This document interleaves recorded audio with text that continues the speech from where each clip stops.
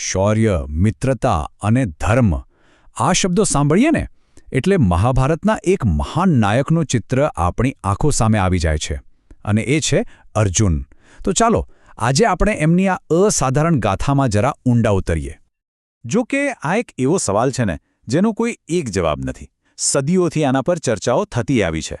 મહાભારતમાં એકથી એક ચડિયાતા યોદ્ધાઓ હતા, પણ એક નામ હંમેશા બધાથી આગળ રહ્યું છે અને એ નામ છે અર્જુન.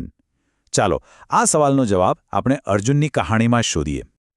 કોઈ પણ મહાન ગાથાની એક શરૂઆત હોય છે અને અર્જુનને સમજવા માટે એ જાણવું ખૂબ જરૂરી છે કે એ કોણ હતા અને એમનો જન્મ કેવી રીતે થયો હતો. જો અર્જુન માત્ર એક રાજકુમાર નહોતા, એમનો સંબંધ સીધો દેવતાઓ સાથે હતો. દેવરાજા ઇન્દ્રના પુત્ર હોવાને કારણે એમનામાં જન્મથી જ એક અદ્ભુત તેજ અને અસાધારણ ક્ષમતાઓ હતી. જાણે કે એમનું ભાગ્ય પહેલેથી જ નક્કી થઈ ગયું હતું કે એ કંઈક મોટું કરવા માટે જન્મ્યા છે. પણ શું ખાલી દિવ્ય જન્મ પૂરતો હતો? ના, ક્ષમતાઓ તો હતી, પણ એને નિખારવી પણ એટલી જ જરૂરી હતી. અને અહીંથી જ એક યુવાન રાજકુમારની ઇતિહાસના સૌથી મહાન ધનુર્ધર બનવાની સફર શરૂ થાય છે. કહેવાય છે ને કે દરેક મહાન શિષ્ય પાછળ એક મહાન ગુરુનો હાથ હોય છે. અર્જુન માટે એ ગુરુ હતા દ્રોણાચાર્ય. એમણે જ અર્જુનની અંદર રહેલી એ આગને, એ પ્રતિભાને ઓળખી અને એને યોગ્ય માર્ગદર્શન આપ્યું. હવે આ કોઈ સામાન્ય પરીક્ષા નહોતી. અહીં ફક્ત બાણ ચલાવવાની કળા નહોતી જોવાની. અહીં તો મનની સ્થિરતા અને એકાગ્રતાની અસલી કસોટી હતી. બધા રાજકુમારો એક પછી એક આવ્યા, પણ કોઈનું ધ્યાન લક્ષ્ય પર ટક્યું જ નહીં. અને પછી વારો આવ્યો અર્જુનનો. જ્યારે ગુરુ દ્રોણે પૂછ્યું, અર્જુન તને શું દેખાય છે? ત્યારે એણે જે જવાબ આપ્યો એ તો ઇતિહાસમાં અમર થઈ ગયો. એને ઝાડ, ડાળીઓ, પક્ષીનું શરીર કશું જ નહોતું દેખાતું. એની નજર સામે હતું તો બસ એક જ લક્ષ્ય, પક્ષીની આંખ. આ જ હતી અર્જુનની સૌથી મોટી તાકાત, એની અડગ એકાગ્રતા. ધનુષ તો બીજાઓ પાસે પણ હતા, પણ મન પર આવો કાબૂ, આવી ફોકસ કરવાની ક્ષમતા જ એને બીજા બધા યોદ્ધાઓથી અલગ પાડતી હતી. અર્જુનનું પરાક્રમ તો અજોડ હતું જ, પણ એની આ શક્તિને સાચી દિશા આપવા માટે એક માર્ગદર્શકની જરૂર હતી. અને અહીંથી શરૂ થાય છે કૃષ્ણ સાથેના એના સંબંધની ગાથા, જે મિત્રતા, માર્ગદર્શન અને ભક્તિનું એક અદ્ભુત ઉદાહરણ છે. કૃષ્ણ માત્ર અર્જુનના રથના સારથી નહોતા, એ તો એના જીવનના સારથી હતા. એક એવા મિત્ર, એવા ફિલોસોફર અને એવા ગાઈડ જેમણે દરેક મુશ્કેલ ઘડીએ અર્જુનને સાચો રસ્તો બતાવ્યો. એમની ભૂમિકાઓ જુઓ કેટલી સ્પષ્ટ હતી. જો અર્જુન શક્તિ હતો તો કૃષ્ણ એ શક્તિને વાપરવાની બુદ્ધિ. જો અર્જુન શરીર હતો તો કૃષ્ણ એનો આત્મા. અને એટલે જ આ જોડી સંપૂર્ણ હતી.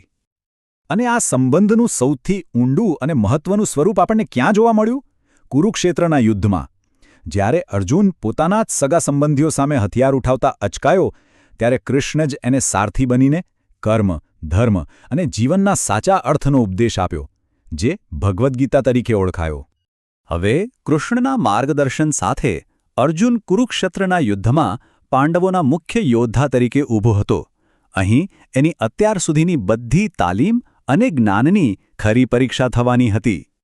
અર્જુને જે પડકારોનો સામનો કર્યો એ કોઈ સામાન્ય નહોતા. એની સામે હતા ભીષ્મ પિતામહ, એના પોતાના ગુરુ દ્રોણાચાર્ય અને કર્ણ જેવા એ સમયના મહાનતમ યોદ્ધાઓ. આ યાદી જ બતાવે છે કે અર્જુનની વીરતા કેટલી મોટી હતી. જયદ્રથ વધનો પ્રસંગ તો અર્જુનની પ્રતિજ્ઞા અને કૃષ્ણની મદદનું શ્રેષ્ઠ ઉદાહરણ છે. જ્યારે અર્જુને પ્રતિજ્ઞા લીધી કે સૂર્યાસ્ત પહેલાં જયદ્રથનો વધ કરશે, ત્યારે લાગતું હતું કે આ અશક્ય છે. પણ ત્યારે જ કૃષ્ણએ પોતાની માયાથી સૂર્યાસ્તનો ભ્રમ ઊભો કર્યો અને જેવો જયદ્રથ બહાર આવ્યો, અર્જુને પોતાની પ્રતિજ્ઞા પૂરી કરી. યુદ્ધ તો પૂરું થયું, પણ અર્જુનનું નામ ઇતિહાસમાં હંમેશા માટે અમર થઈ ગયું. તો એનો વારસો શું છે? એની ગાથા આપણને આજે શું શીખવે છે? અર્જુનને ઘણા બિરુદ મળ્યા અને દરેક બિરુદ એના કોઈક ગુણને દર્શાવે છે. જેમ કે પરાક્રમી એટલે કે અત્યંત શૂરવીર, અને એનું સૌથી પ્રચલિત નામ ગાંડીવધારી, કારણ કે એનું દિવ્ય ધનુષ ગાંડીવ એની ઓળખનો એક અભિન્ન અંગ હતું. આ તો થઈ બહારની વાત, પણ એમના સંબંધનું એક આધ્યાત્મિક મહત્વ પણ ખૂબ ઊંડું છે. અર્જુનને નર એટલે કે એક આદર્શ મનુષ્ય અને કૃષ્ણને નારાયણ એટલે કે પરમાત્માનું સ્વરૂપ માનવામાં આવે છે.